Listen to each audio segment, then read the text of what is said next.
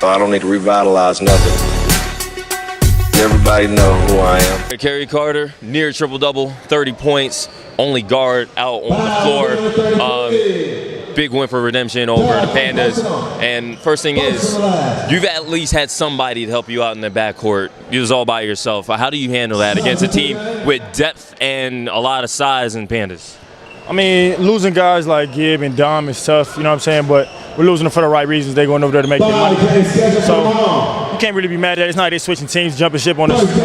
For me, it's something new, you know. Gives me a whole different aspect running the show pretty much by myself. The good thing is we got guys like Chris Eversley and Chuck Garcia that can handle the ball. So it takes a little bit of pressure off me. It's not like I'm the only one out there that can dribble up the court. But it's an interesting task. I mean, it's a fun challenge for me.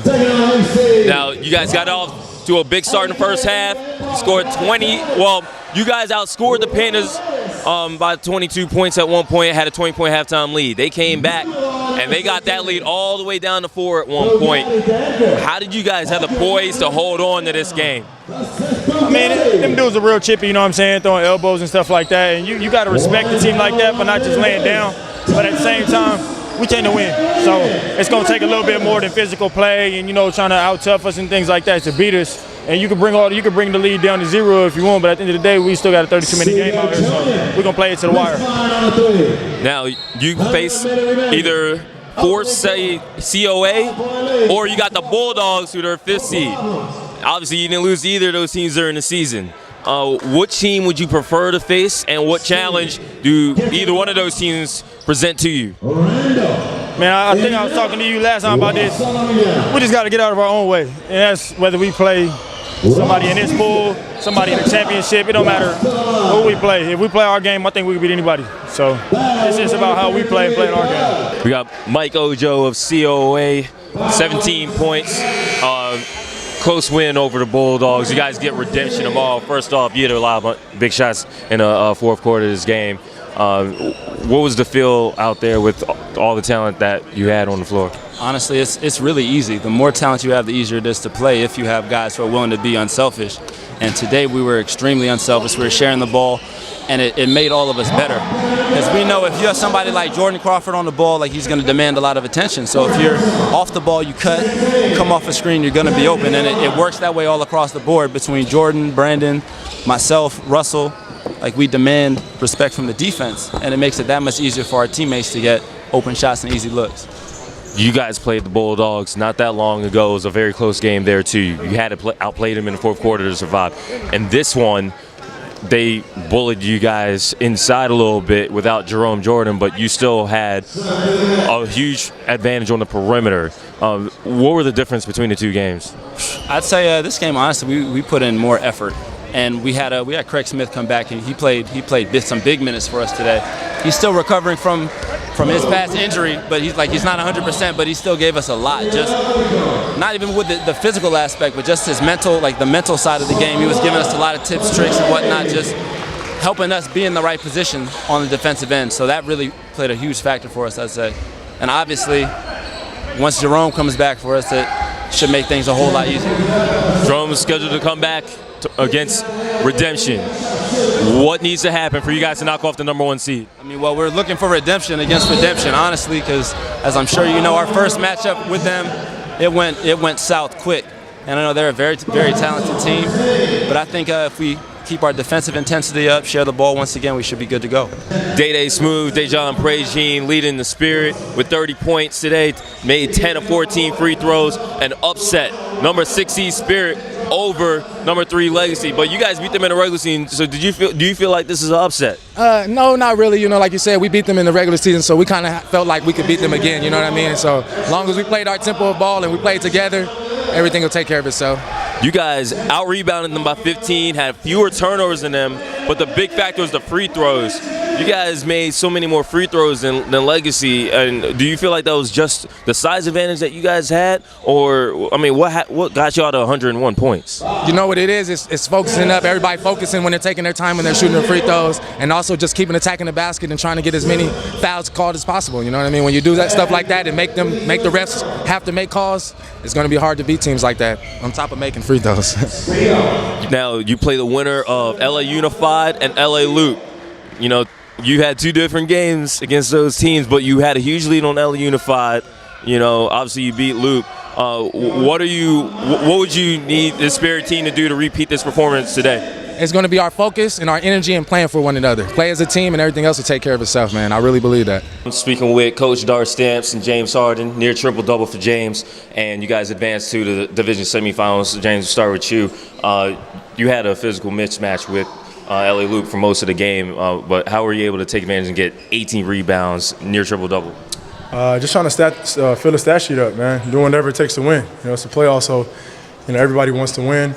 It's not necessarily about scoring, but it's about doing the intangible things that don't show up on the stat sheet. So for me, it was going out there and playing hard and just trying to come up with the win. And Dart, you played Loop early this season, lost by 20. Big turnaround here, blowing them out to advance. So what was the difference between the game that y'all played in June and this one? James Harden. I mean, it's summer league. I would like to take a lot of credit for what I do. I do primarily make these guys try to rebound and play some defense, do the little things. But when James come, I mean, it just changed the whole dynamic of the game. He makes it easy. I basically don't have to do much on the offensive end because he orchestrates everything that's going on. Of course, he's got a great floor game. He can play all 5 positions. So, like I said, pretty much when James here, as you guys see throughout the Drew League, it's a lot easier. We haven't lost. I don't think we lost a game since he's been on our team, and he just makes it easier on the offensive team because, of course, he's the best player in the NBA. All right, last question for you guys. You got Spirit. What do you guys got to do to advance the next weekend? Do the same thing we do every weekend. Come out here, compete at a high level, get off to a really good start, share the basketball, be unselfish, and good things happen. Defensively, just make sure we're solid. Gang rebound on a defensive glass and just push, knock down threes and just play our game. Yeah, it makes it so easy because these guys play together. And once again, they're very unselfish and, I just got the best seat in the house. Got Baron Davis of Basketball for Life, the captain. A team high 23 points, 8-0 personal run to close this thing out against Problems. You guys played them in the hangar. What was the difference between this playoff game and what you saw 2 weeks ago? Well, I think for us, another big-time game in another place outside of Drew Arena. And so for us, I just think that, we have to adjust to a bigger court. And we knew that these guys were going to come out and play us tough because of what happened to them at the hangar. We were out 2 of our big guys and Eugene Phelps and C.J. Jackson. So we were a little undermanned on the boards, but, we made up for it with hustle and getting back in transition and get some easy layups. You will face the winner between Birdie's Revenge, a team you beat, Skyrise, on Sunday. Do you have a preference on who do you play and what's going to be the challenge for both teams? I think, the challenge is always for us, coming to the game mentally ready and focused and ready to play our game. There is no preference who we play. We want to play. We know everybody, whoever we play, is going to give us their best, and so we want to just be prepared, and whoever we play will be prepared to play them.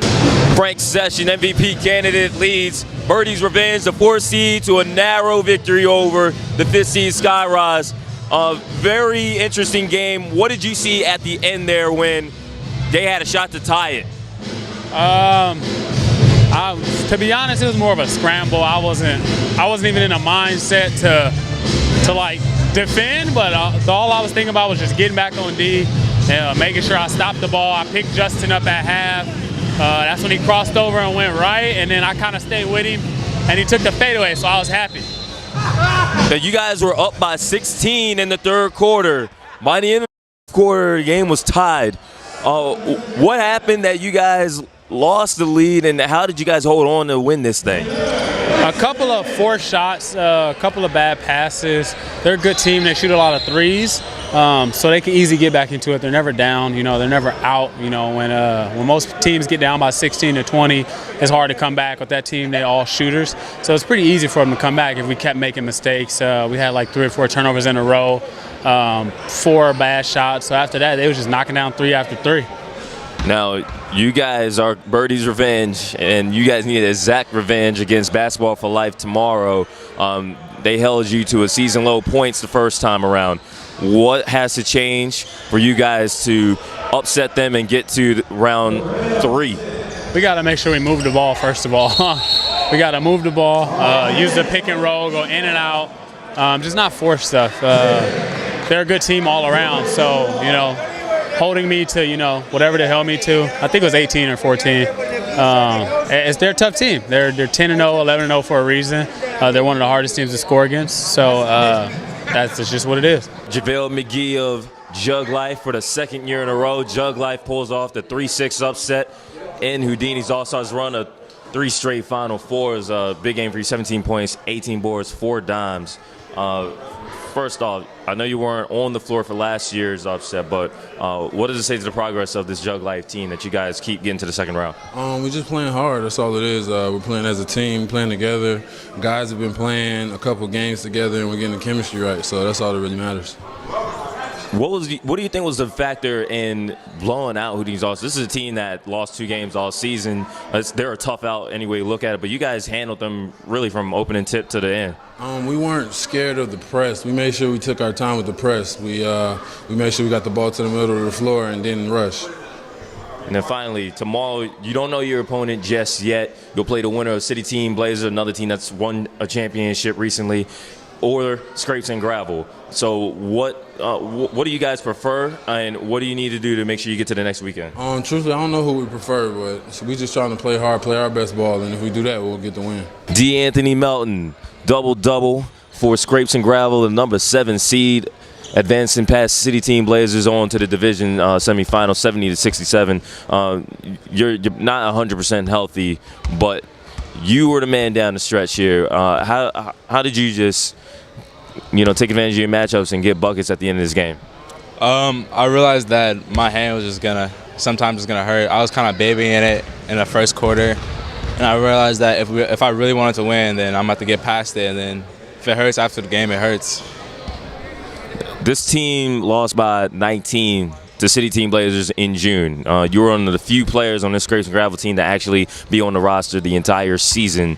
What changed in this game versus the game that happened against City Team Blazers in June?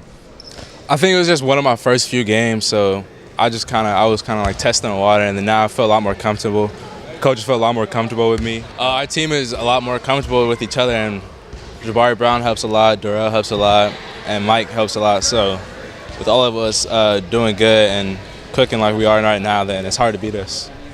Now, you guys have an opportunity to face another lower seed, because not only did the 2013 champs get knocked out, but the 2014 champs, Houdini's All-Stars, also got knocked out, so you guys get the number 6 seed, Juglife, tomorrow. What has to happen for you guys to get to the division championships next Saturday? It just comes down to rebound. We had a struggling rebounding in the beginning of the year, and we're playing a big team, so if we can just rebound, we got the guard play, and we know how to score now, but if we just keep getting stops with rebounds, we'll be good.